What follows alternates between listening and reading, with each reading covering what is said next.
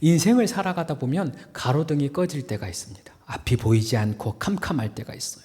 그러면 대부분의 사람들이 이 밤이 지나가길 바라요. 이 밤에 갑자기 태양이 떠오르기를 바랍니다. 하나님의 방법은 그게 아니에요. 하나님의 방법은 무엇이냐? 캄캄한 밤에 말씀 붙들고 그 길을 담대히 걸어가는 게 하나님의 뜻이에요. 우리는 흔히 골방, 즉 기도의 시간과 말씀을 분리합니다. 그러나 진정한 골방은 말씀과 기도가 함께할 때, 그 기도의 골방에 말씀이 함께할 때 능력이 나타납니다. 어두운 골방에 들어가면 내가 어떻게 기도해야 할지 알지 못할 때가 있어요. 나에게 주시는 하나님의 응답이 무엇인지 판단하기 어려울 때가 있습니다. 그때 필요한 것이 하나님의 말씀인 것입니다. 오늘 우리가 함께 읽었던 시편 119편 105절 이렇게 시작합니다. 주의 말씀은 내 발의 등이요 내 길의 빛이니이다. 하나님의 말씀은 빛입니다. 이 빛은 내가 어떤 기도를 해야 할지 알지 못할 때 그 빛을 비추어 기도를 알려줍니다. 이 빛은 기도의 골방에서 내가 어디로 가야 할지 알지 못할 때 우리를 비추사 우리의 길, 우리가 가야 할 하나님의 합당한 뜻을 알려주십니다. 예수님이 공생애를 시작할 때의 일입니다. 40일 동안 먼저 금식하시죠. 어떻게 보면, 생각해 보면 예수님에게 첫 번째 골방이 어디였을까라고 생각해 보면 여기에요. 40일 동안 금식하며 기도하였던 광야. 그 40일의 광야가 하나님을 독대하고 하나님의 음성을 듣고 하나님과 함께하였던 예수님의 첫 번째 골방이었던 것입니다. 이 골방에서 예수님은 하나님의 말씀과 함께합니다. 이때 사단이 예수님을 시험하죠. 우리가 잘 알듯이 예수님은 그 사단을 물리칠 때마다 말씀으로 물리칩니다. 이렇게 시작하죠. 기록되었으되 세 번 하나님의 말씀, 기록된 말씀을 취하여 선포하시고 사단을 물리칩니다. 이렇듯 예수님은 그 기도의 골방, 광야의 골방에서 하나님의 말씀을 취하고 그 말씀으로 승리했다는 거예요.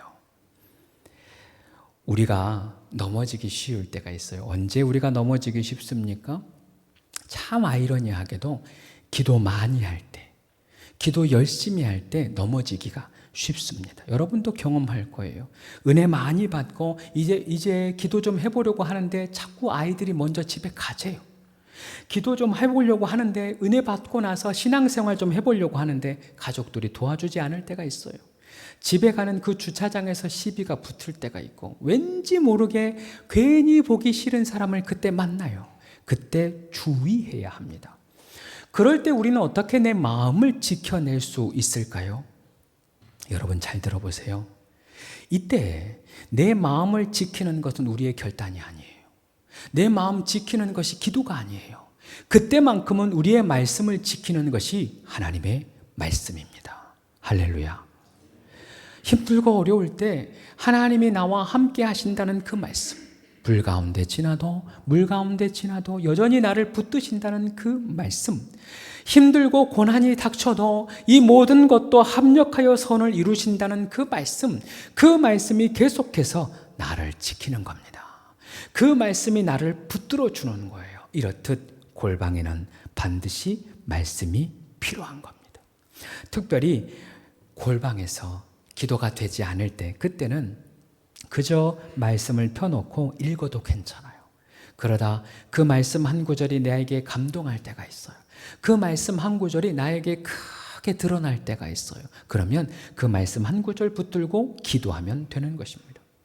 특별히 오늘 119편 130절 우리가 읽지는 않았습니다만 이렇게 기록됩니다. 주의 말씀을 열면 빛이 비추어 우둔한 사람을 깨닫게 하나이다. 너무 멋진 말씀이에요. 다시 한번. 주의 말씀을 열면, 펼치면 그 말씀의 빛이 우리 가운데 비추어져서 우둔한 사람을 깨닫게 한다. 그러는 거예요. 우리의 기도가 어두울 때 말씀을 펴면 그 빛이 우리를 기도로 인도하시는 것입니다. 우리의 영이 어둡고 우리의 마음이 점점 더 어두워질 때 우리가 말씀을 열면 말씀의 빛이 우리를 비추어 우둔한 나의 영, 닫혀있는 나의 영, 어둠 가운데 눌려있는 나의 영, 그 나의 심령을 깨운다 그러는 것입니다.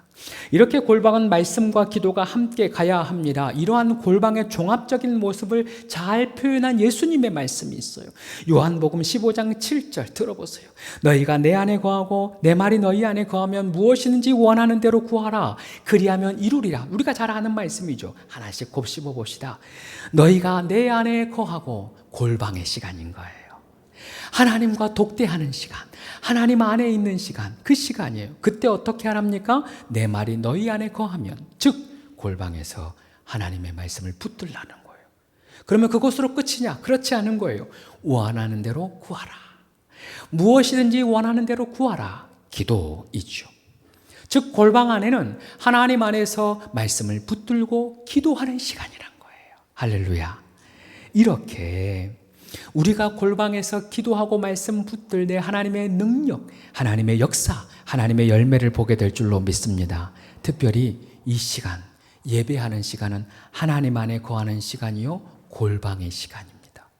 여러분이 주님 안에 거하고 있는 이 시간이 골방의 시간이에요. 그리고 이때 말씀을 반드시 들어야 돼요. 할렐루야. 졸지 말고, 옆 사람 눈치 보지 말고 경청해야 돼요. 그리고 나서 기도하는 겁니다.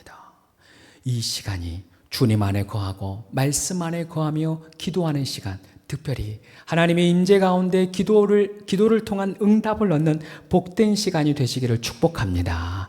바로 그거예요. 이렇게 주님의 골방에서 말씀과 기도로 나아간다면 이제 그 다음 과정은 주신 말씀 붙들고 내 삶으로 살아가는 거예요. 주신 말씀, 받은 말씀 붙들고 내 삶을 살아가는 거예요.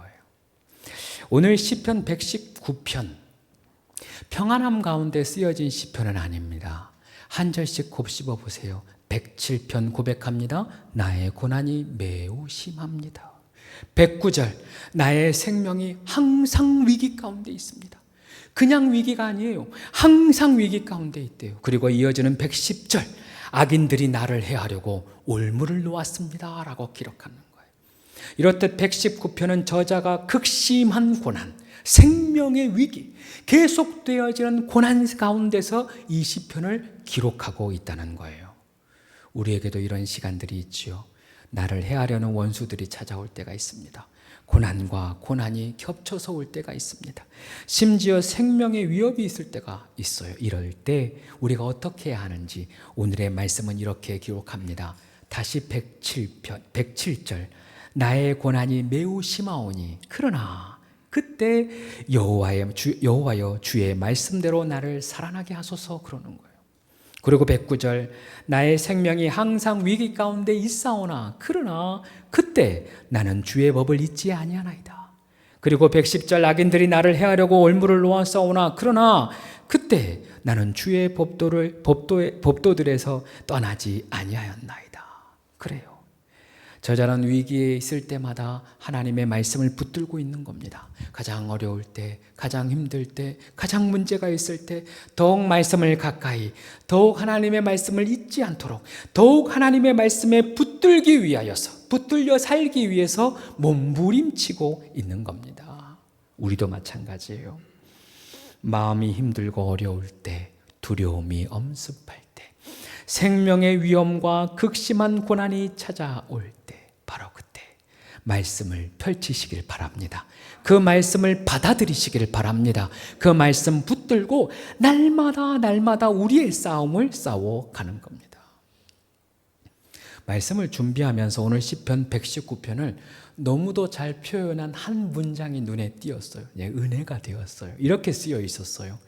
내 영혼의 화제 진합, 시편 119. 아, 이거 멋있어.